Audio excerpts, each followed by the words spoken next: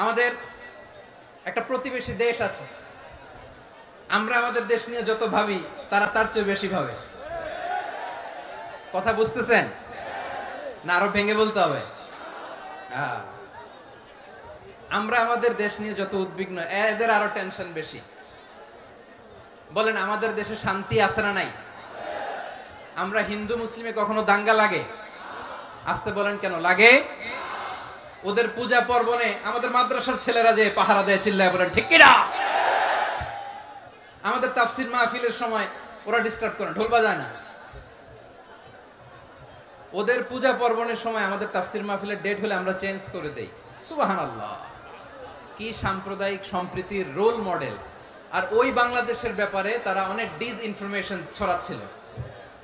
ভারতের অনেকগুলো গণমাধ্যম, আমি জেনারেলাইজ করব না, আমাদের প্রতিবেশী দেশের সব গণমাধ্যমকে আমি দোষ দিতে চাই না, অনেকগুলো গণমাধ্যম তারা ডিসইনফরমেশন শেয়ার করেছে। ডিসইনফরমেশন আর মিস ইনফরমেশনের পার্থক্য আছে। মিস ইনফরমেশন না জেনে ভুল বুঝে একটা মিথ্যা বা ভুল তথ্য ছড়িয়ে দেয়া, এটার ক্ষমা আছে, এটার কি আছে। আর ডিসইনফরমেশন মানে ইচ্ছা করে, প্ল্যান করে, ম্যাপ করে, ছক এঁকে মিথ্যা, গুজব, রটনা সোশ্যাল মিডিয়ায় ছড়ানো, এটার ক্ষমা আছে? আওয়াজ করে বলেন, ক্ষমা আছে? ভারতের কিছু গণমাধ্যম তাই করেছে। আমরা ব্যথিত হয়েছি, আমাদের হৃদয়ে রক্তক্ষরণ হয়েছে।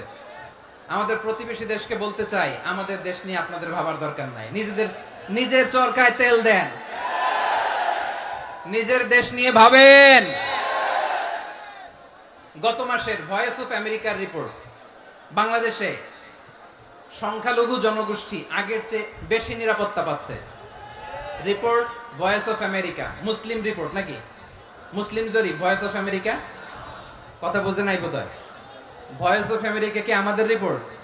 না, ভয়েস অফ আমেরিকার জরিপ, বাংলাদেশের সংখ্যালঘু জনগোষ্ঠী আগের চেয়ে ভালো নিরাপত্তা পাচ্ছে। শুধু এখানেই শেষ না, মাইক্রোসফটের একটা জরিপ শোনাই আপনাদেরকে। তারা সারা পৃথিবীতে গুজব, ভুয়া আর মিথ্যা নিউজ ছড়ানোতে কোন দেশ সেরা একটা রিপোর্ট করেছে। এর মধ্যে 1 নম্বরে এসেছে ভারতের নাম। মাইক্রোসফট তো মুসলমানরা চালায় না? কথা বোঝে নাই বোধহয়। প্রতিবেশী দেশকে বলবো, আপনারা নিজের চরকায় তেল দেন, আপনারাও শান্তিতে থাকেন, আমাদেরকেও শান্তিতে থাকতে দেন। সব চেঞ্জ করা যায়, প্রতিবেশী চেঞ্জ করা যায় না। আমাদের ল্যান্ড তাদের ল্যান্ড, পাশাপাশি। আমরা চাই তারাও সুখে থাক, আমরাও সুখে থাকি, ঠিক কিনা? কিন্তু প্রতিবেশী হলে বন্ধুত্বপূর্ণ আচরণ করতে হয়।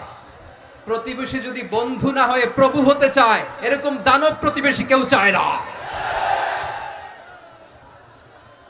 ভারত যদি বন্ধুত্ব উপহার দেয়, আমরাও বন্ধুত্ব দিব। কি বলেন? তারা যদি বন্ধু সুলভ আচরণ করে, আমরাও বন্ধুত্ব উপহার দেব। কারণ আমাদের পররাষ্ট্র নীতি হচ্ছে সবার সাথে বন্ধুত্ব, কারোর সাথে বৈরিতা নয়। আলহামদুলিল্লাহ বলেন, কত চমৎকার পলিসি আমাদের। আমরা নির্বিবাদী, আমরা